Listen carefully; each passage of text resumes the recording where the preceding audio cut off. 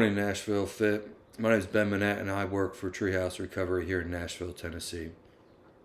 I'm going to talk to you a little bit about my struggles, my history with depression, suicidal ideations, substance abuse, and then accountability, and really provide you guys some recommendations how I'm practicing accountability and how I envision and see, um, depression, suicidal ideations, and then substance abuse. So for 16 years, I've served in the Army, active duty, 15 of which I've been in special operations where I've earned my Ranger tab, my combat dive badge, and my Green Beret. I've been on 8 deployments to the Middle East in support of special operations forces. And throughout the 15 years, and I struggled with depression.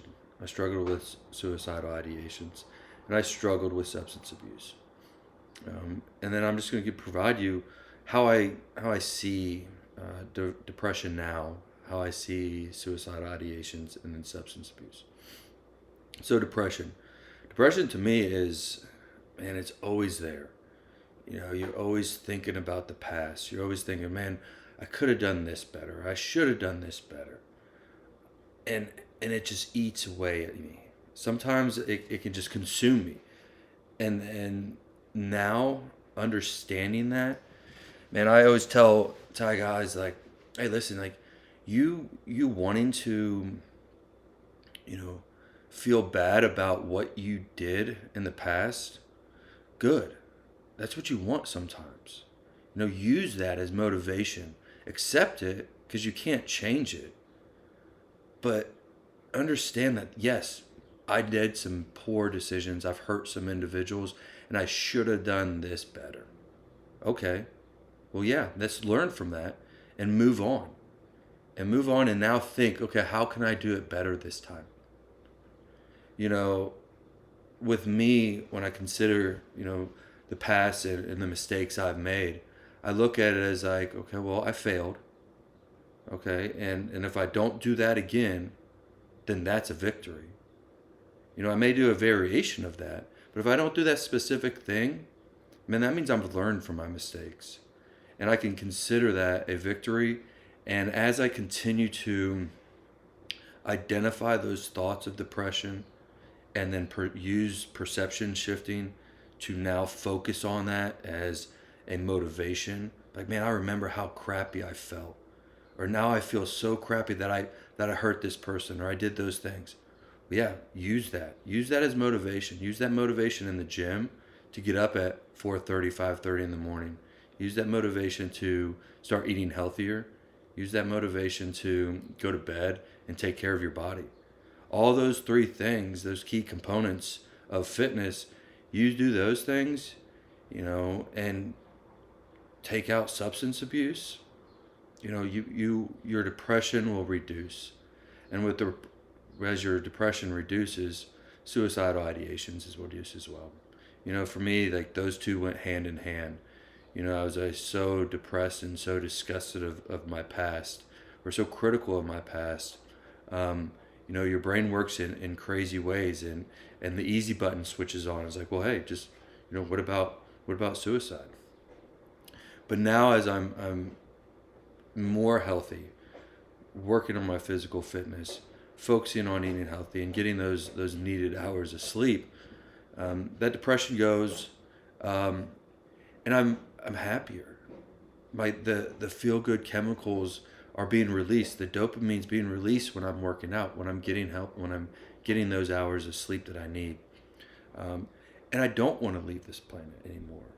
Right, so that's what I look at with depression and suicide is they go hand in hand, and as you're able to curve the depression, the understanding of what's causing you to be depressed, and then utilize perception shifting to change that to motivation, the suicidal ideations will decrease, and eventually, it will be non-existent.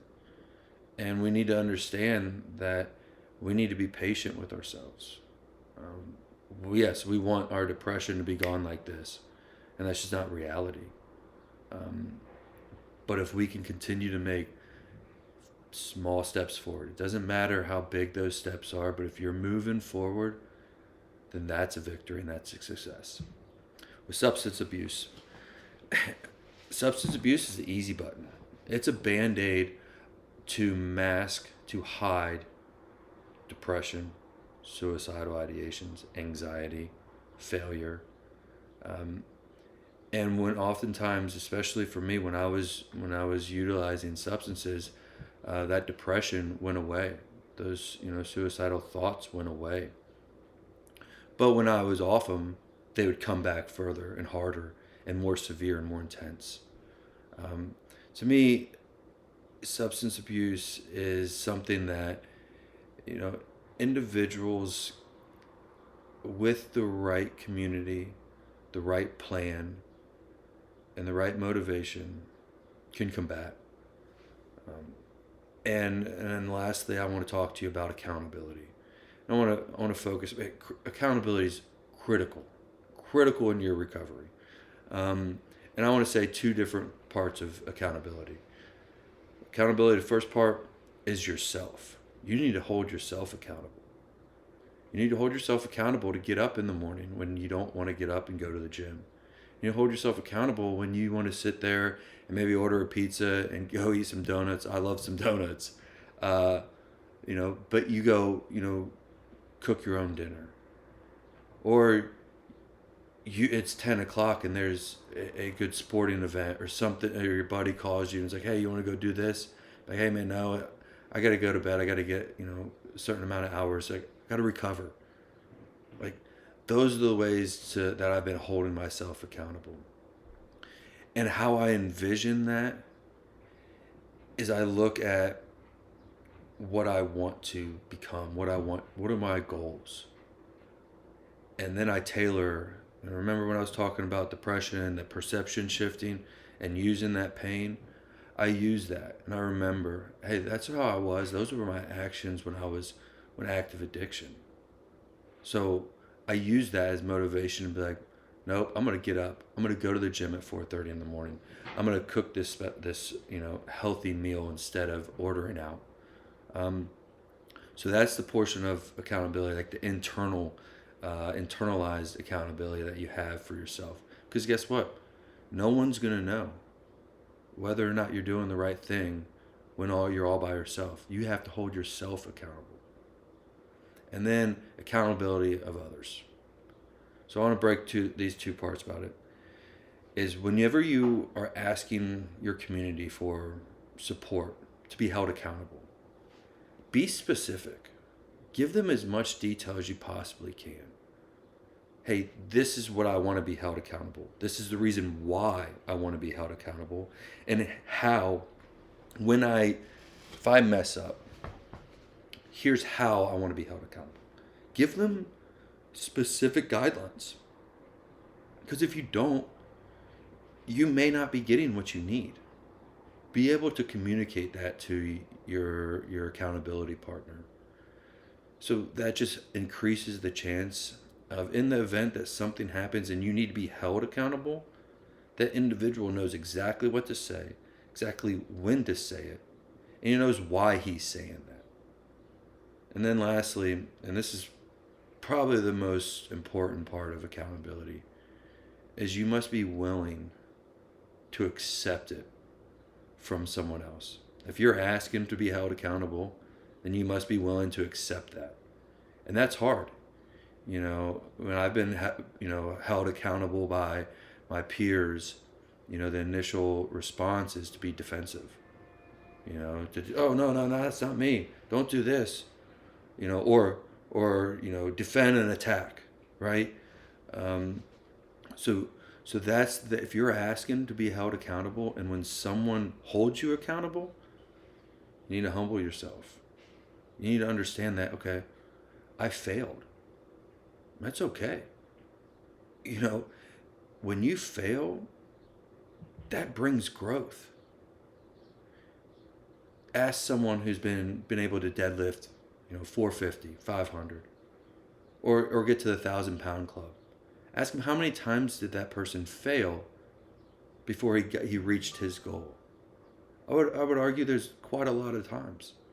So if you're able to utilize, failure as growth and failure as an opportunity to learn and move forward through the community, man, that's a powerful individual.